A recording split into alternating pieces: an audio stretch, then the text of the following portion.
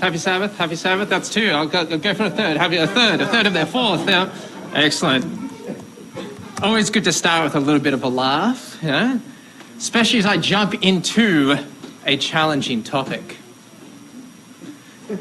In chapter 3 of the book of James is outlined a powerful weapon capable of great destruction. And we all have this weapon in here. The power of the tongue. In the book of James, he outlines that it is like a fire, able to set forests ablaze. He describes it as a world of iniquity, igniting our human nature, ignited by the fires of Gehenna. It's untamable, hypocritical. It's the producer of sweet and bitter, salty and fresh. Pretty heavy stuff. As Christians, we are called to overcome our human nature and take on the mind of Christ. We are called to tame our tongue. Today I want to present to you a 3-stage defense capable of blocking those destructive comments before they leave your mouth. These are called the 3 gates of gold. In consciously applying the 3 gates, it can help us tame the tongue and become more like Christ. These 3 gates are designed to control pathways from the heart to the brain to the mouth. We do that by asking questions at each point. Is it true? Is it necessary? Is it kind? Now, what I'm presenting to you is not a new concept. I've taken this from a poem written in 1835 by the author Beth Day. And I'll read that poem to you now. 3 Gates, written by Beth Day in 1835. If you are tempted to reveal a tale to you someone has told, about another make it pass, before you speak 3 gates of gold. These narrow gates, first, is it true? Then is it needful in your mind? Give truthful answer, and the next is last and narrowest, is it kind? And if to reach your lips at last it passes through these gateways 3, then you may tell the tale, nor fear what result of speech may be. So back in 1835, Beth Day understood these 3 gates and how necessary they are in edifying, appropriate communication. Now, in that poem, you may have picked out on the start there that it had a focus on gossip, telling a tale to someone about someone else. But what I present to you today can actually be appropriate for all forms of communication, whether it's you're telling a story about yourself and your experiences or what you've done, or maybe giving feedback to others, talking to them about what you've observed or what you've experienced. Or it could be sharing information, sharing news articles or concepts or scientific. There's always the risk that you could stumble over these 3 gates and give out something that is inappropriate. The goal for us as Christians in our communication is to pursue peace and to edify others. And so to do that, let's use the 3 gates. We'll start off with gate number 1. Is it true? This is the very first gate that we need to use in our lives when it comes to communication, and it starts at the heart. We know that out of the heart, the mouth speaks. Out of the abundance of the heart. So whether there's good in the heart, it can come out. Whether there's bad, it could come out. So at the heart, we need to ask that very first question, is this true? As children of God, we can't afford to be speaking lies or to have falsehoods or have incorrect things coming out of our heart. We need to catch it there. Let's turn to Ephesians chapter 4, verses 22. We'll start there and we'll read a few scriptures there concerning truth and truth coming out of the heart. So Ephesians chapter 4, verse 22. And we are breaking into a bit of a thought here, and we'll draw out some important things when it comes to speaking truth and words. So Ephesians chapter 22, and right now we'll read to verse 25. That you put off concerning your former conduct, the old man, the old human nature, the old man, which grows corrupt according to the deceitful lusts, and be renewed or renovated in the spirit of your mind, that you put on the new man, which is something we're all desiring, isn't it? We're all wanting to put on that new man, that image, that likeness of Christ. In verse 24, that you put on the new man, which was created according to God in true righteousness and holiness. Therefore, because we're wanting to get rid of the old man, we're wanting to put on the new man, therefore, putting away lying, let each one of you speak truth with his neighbor, for we are all members of one another. Also, if we read verses 29 and also verse 31, verse 29 says, let no corrupt word proceed out of your mouth, but what is good for necessary edification, that it may impart grace to the hearers. And verse 31, it says towards the end there, and evil speaking be put away from you with all malice. There is an ability for us to fall into that trap of corruption, of evil, and we may not even realize it. And it all stems from allowing falsehoods to leave our heart and to travel out our mouth. So we need to catch things. We need to ask, is this true? What we're thinking, what we're about to say, is it true? Once we have identified that it's true, then it can proceed through the gate.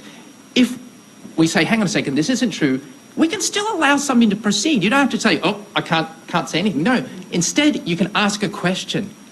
You can present something as I'm uncertain on this. The next gate that it proceeds to from our heart, in our head, is the question, is it necessary?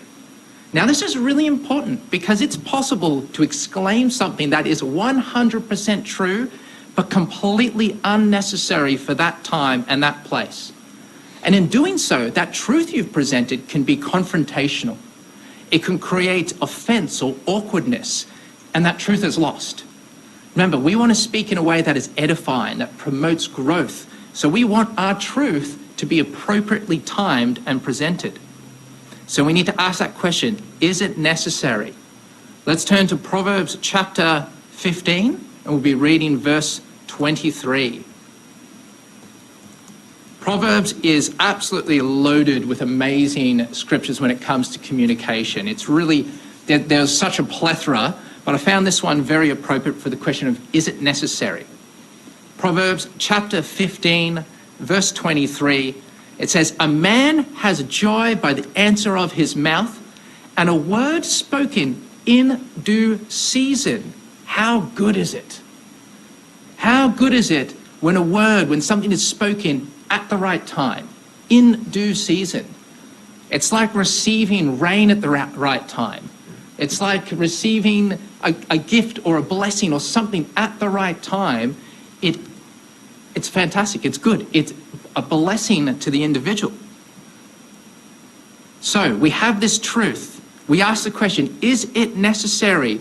And if we can identify that in wisdom, yes, it is necessary for that time and place, then it can pass through that second golden gate.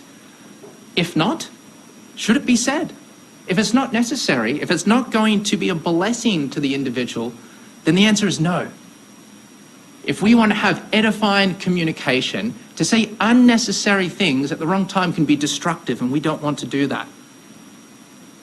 And so if we identify that it's necessary, it can move from the mind into the mouth, where it reaches the third golden gate. Is it kind? So we have a truth. It's necessary. Do we want to smack someone in the face with it? Do we want to hit someone with this necessary truth?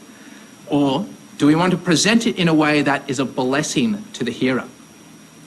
The way that we present a truth should be done in kindness. It is, again, it's about edification. It's about building up. Delivering a truth with harsh tones or blunt delivery can devalue the truth. It can make it harder to take it in, and it actually can injure the listener. Our words, we want our words to be healing. Let's consider this in Proverbs chapter 12, verse 18. And I'm sure you have encountered someone who fits this description in Proverbs chapter 12, verse 18. I hope we don't fall into this hole. I know I have. It's very easy as a human to speak in a way that injures. Proverbs chapter 12, verse 18, it says, "There is one who speaks like the piercing of a sword," like the piercing or the thrusting, the stabbing of a sword. "But the tongue of the wise promotes health." The tongue of the wise, the words of the wise, it heals, it builds up, it edifies, it strengthens. We don't want to deliver what we have to say like the thrusting of a sword. We don't want to stab, we don't want to injure. We don't want to hurt someone with the truth that we've identified as being necessary. Now, I do need to throw in, there is a time and a place to deliver necessary truth like a scalpel. So rather than the thrusting of the sword, which cuts and damages, like a scalpel, which is able to take off just the right amount, to make just the right incisions, to cut the heart. And we can see plenty of times in the New Testament where Jesus was able to do that, like when he was confronting the Pharisees on the hypocrisy. He wasn't trying to stab them with a sword, but he was trying to cut them in the heart. There is a time to do that, but boy, is it tough. So my advice is, let's try and stick to the kind. Let's try and speak that necessary truth in a kind way. Once in love, we determine that a statement can be said in kindness, then it can go through that last golden gate of kindness. And we are able to speak a necessary truth in a kind way and really reach someone at the heart and really be a blessing that is healing, that is edifying. Brethren, allowing these three gates to check everything you say will have a very positive effect. Firstly, the power of introspection. It can be so easy just to speak without thinking. The fool does that all the time.